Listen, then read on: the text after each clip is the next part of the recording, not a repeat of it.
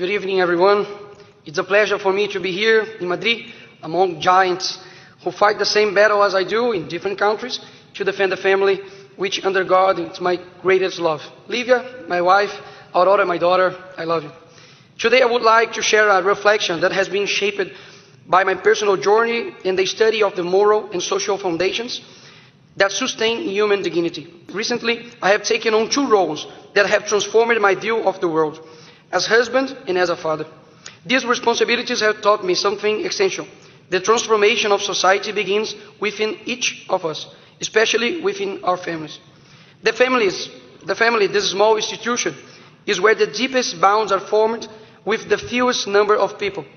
It's within this core that values such as virtue, love, and compassion can be cultivated in the most profound and authentic way. If each family lives their values with integrity, the social fabric will be transformed in a genuine and lasting way. However, the society we desire will not be built without a solid foundation. And this foundation lies in human rights, in natural values, and in the understanding that the freedom and justice walk hand in hand. This is where a crucial point comes in. Human rights, so often exalted in speeches, have been distorted. What should be a pillar of protecting dignity has in many cases become a tool of manipulation and arbitrariness. This happens because we have strayed from the roots of these rights, natural law which recognizes and respects the objective order of the human condition. Let's look after history. From the ideals of the French Revolution to the horrors of totalitarian regimes, we learn that the noblest intentions can be corrupted when disconnected from solid moral foundations. Revolutionaries dreamed of absolute equality, but their efforts culminated in the centralization of power and oppression. Similarly, communist and positivist regimes turned law into an instrument of force, ignoring human dignity in the name of distorted ideals.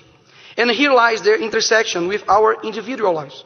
The deterioration of values we see in the society, whether in governments, politics, or institutions, is a direct reflection of the lack of individual responsibility.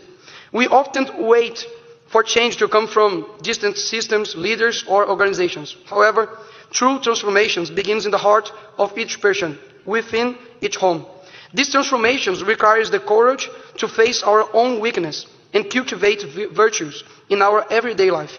The extraordinary is made in the ordinary. It is in the small gestures of responsibility, love, and sacrifice that we build a solid foundation for society. If each individual fulfills their role, their family will become a nucleus of virtue, and thus the whole will be regenerated.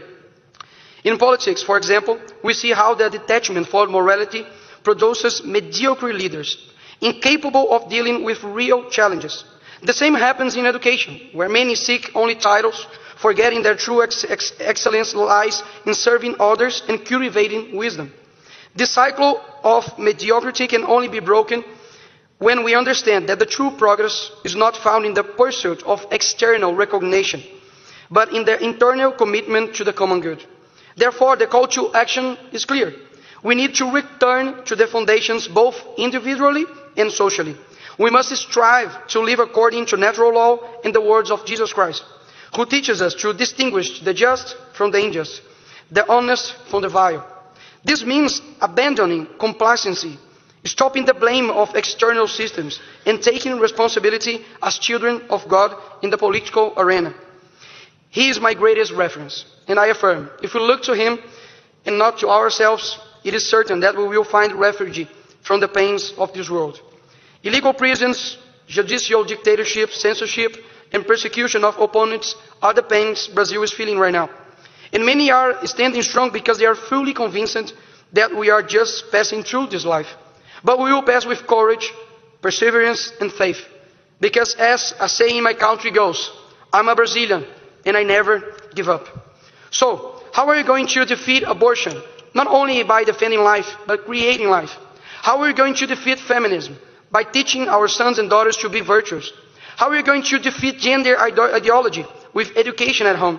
How are we going to defeat LGBT activism and entire woke agenda? Everything goes in one direction, family.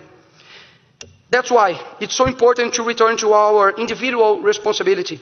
Because we do not want to create families just to signal virtue and leave our children in the school for 6-8 hours a day in the hands of the state. No.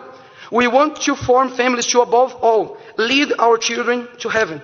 And while they are here, they will be protected by us. Strong families, strong nation. We need to show the world that being conservative and having a family, it's so much better than the artificial and empty life that the left sells as if it was success.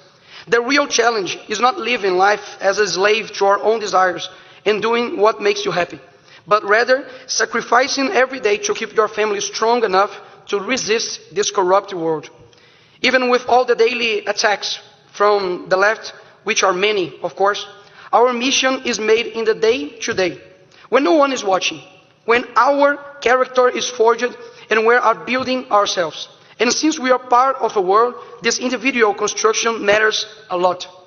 Finally, ladies and gentlemen, the greatest enemy is not outside of us. It's not a political system, an ideology, or an institution. The greatest challenges lies within ourselves, in the fight against our sins, our vices, and in the constant pursuit of virtue.